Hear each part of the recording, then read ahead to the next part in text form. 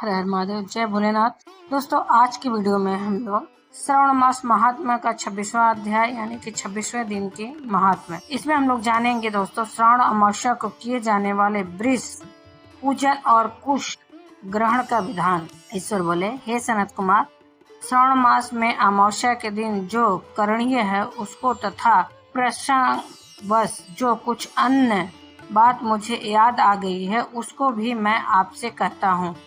पूर्व काल में अनेक प्रकार के महान बल तथा पराक्रमों वाले, जगत का विध्वंस करने वाले तथा देवताओं का उत्पीड़न करने वाले दुष्ट दैत्यों के साथ मेरे अनेक युद्ध हुए। मैंने शुभ वृषभ अर्थात नंदी पर आरूढ़ होकर संग्राम किए, किंतु महाशक्तिशाली तथा महापराक्रमी उस वृषभ ने मुझको नहीं छोड़ा। अंधकासुर के साथ युद्ध में तो नंदी का शरीर विदीर्ण हो गया था, उसकी त्वचा कट गई, शरीर से रक्त बहने लगा और उसके प्राण मात्र बचे रह गए थे। फिर भी जब तक मैंने उस दुष्ट का संहार नहीं किया तब तक यह नंदी धैर्य धारण कर मेरा वहन करता रहा। उसकी इस दशा को मैंने जान लिया था। उसके बाद उस अंधक का वध करके मैंने प्रसन्न होकर नंदी से कहा, हे शुभव्रत, मैं तुम्हारे इस कृत्य से प्रसन्न हूँ। वर मांगो, तुम्हारे घाव ठीक हो जाएं, तुम बलवान हो जाओ और तुम्हारा पराक्रम तथा रूप पहले से भी बढ़ जाए। इसके अतिरिक्त तुम जो जो वर मांगोगे उसे मैं तुम्हें अवश्य दूंगा। नंदिकेश्वर बोले, हे देव, हे महेश्वर, मेरी कोई याचना नहीं है। आप मुझ पर प्रसन्न हैं तो फिर इससे बढ़कर क्या वैभव हो सकता है। तथापि हे भगवान, लोकोपकार के लिए मैं मांग रहा हूँ। हे शिव, आज श्रावण मास की अमावस्या है जिसमें आप मुझ पर प्रसन्न हुए हैं। इस तिथि में गायों सहित उत्तम मिट्टी से निर्मित वृषभों की पूजा करनी चाहिए। आज अमावस्या के दिन जन्म लेना कामधेनु तुल्य होता है, अतः इस तिथि में वर प्रदान करें। यह अमावस्या वांछित फल देने वाली हो। आज के दिन भक्ति पूर्वक प्रत्यक्ष वृषभों तथा गायों की पूजा करनी चाहिए। गेरू आदि धातुओं से प्रयत्न पूर्वक उन्हें भूषित करना चाहिए। उनकी सींगों पर सोना, चांदी आदि के पत्थर मढ़े और रेशम के बड़े बड़े गुच्छों को भी सींगों पर बांधे। अनेक प्रकार के वर्णों से सुंदर वस्त्र से उनकी पीठ को ढक दें और गले में मनोहर शब्द करने वाला घंटा बांध दे। सूर्योदय से लगभग 4 घड़ी बीतने पर गायों को ग्राम से बाहर ले जाकर पुनः सायं बेला में ग्राम में प्रवेश कराएं। आहार के रूप में सरसों, तिल की खली आदि अनेक प्रकार का अन्न इस दिन अर्पित करें। जो इस दिन ऐसा करता है उसका गोधन सदा बढ़ता रहता है। जिस घर में गाय ना हो वह शमशान के समान होता है।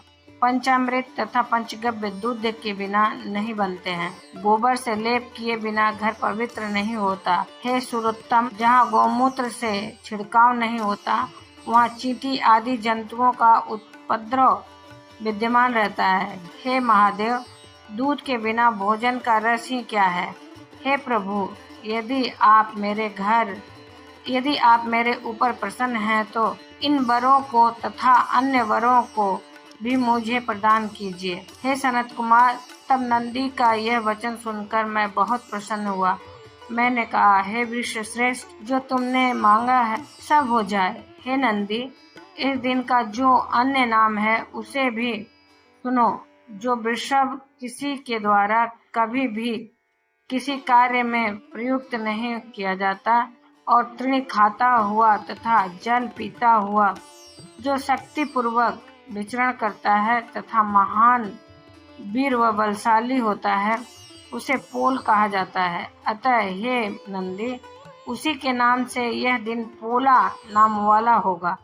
इस दिन अपने इष्ट बंधुओं के साथ महान उत्सव करना चाहिए। हे वत्स, मैंने उस दिन ये श्रेष्ठ वर प्रदान किए थे, अतः लोगों के द्वारा इस श्रेष्ठ दिन को पोला नाम वाला कहा गया है।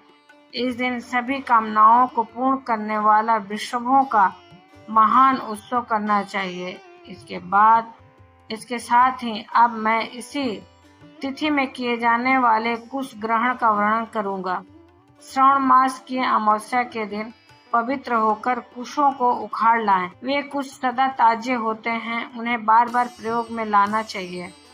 कुश, कांस, यव, दुर्बा, उशीर, शकुदक, गेहूं, ब्रीही, मूंज और वल्वज, ये 10 दर्भ होते हैं। ब्रह्मा जी के साथ उत्पन्न होने वाले तथा ब्रह्मा जी की इच्छा से प्रकट होने वाले दर्भ, मेरे सभी पापों का नाश कीजिए और कल्याणकारक होइए। इस मंत्र का उच्चारण करने के साथ ईशान दिशा में मुख करके हूँ फट मंत्र के द्वारा एक ही बार में कुश को उखाड़ लें, जिसके अग्रभाग टूटे हुए ना हो तथा शुष्क ना हो। वे हरित वर्ण के कुश श्राद्ध कर्म के योग्य कहे गए हैं और जड़ रहित कुश देव कार्यों तथा जप आदि में प्रयोग के योग्य होते हैं। 7 पत्तों वाले कुश देव कार्य तथा पितृ कर्म के लिए श्रेष्ठ होते हैं। मूल रहित तथा गर्भ युक्त अग्रभाग वाले तथा 10 अंगुल प्रमाण वाले 2 दर्भ पवित्रक के लिए उपयुक्त होते हैं। ब्राह्मण के लिए 4 कुश पत्रकों का पवित्रक बताया गया है और अन्य वर्णों के लिए क्रमशः 3, 2 और 1 दर्भ का पवित्रक कहा गया है, अथवा सभी वर्णों के लिए 2 दर्भों का ग्रंथि युक्त पवित्रक होता है।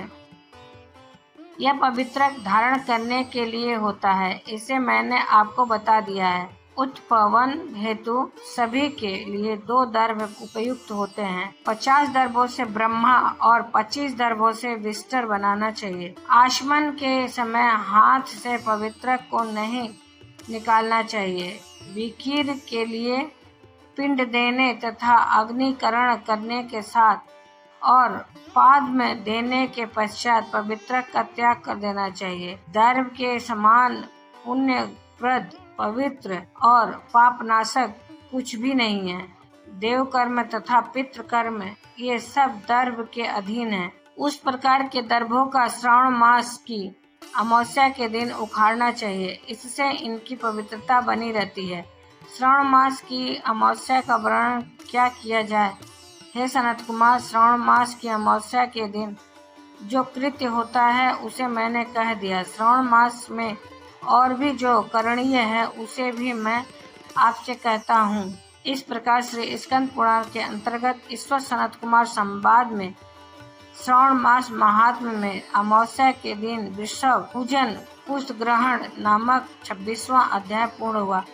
दोस्तों, ये तो रहा 26वां अध्याय। उम्मीद करते हैं आप प्रतिदिन की कथा सुनकर पुण्य के भागीदार हो रहे होंगे और बहुत सारा प्यार देने के लिए बहुत बहुत धन्यवाद। आप पहली बार मेरे चैनल पर आए हैं दोस्तों, मेरे चैनल को सब्सक्राइब करें, बेल नोटिफिकेशन अवश्य दबाएं जिससे कि आने वाले वीडियो आपको समय से प्राप्त हो सके, और एक छोटा सा लाइक अवश्य करें जिससे कि हमें प्रेरणा और ऊर्जा मिलती है और वही एकमात्र जरिया जिससे पता चलता है कि आपको ये वीडियो उपयोगी लगी। दोस्तों, फिर मिलते हैं एक नए वीडियो में नए अध्याय के साथ। तब तक के लिए हर हर महादेव।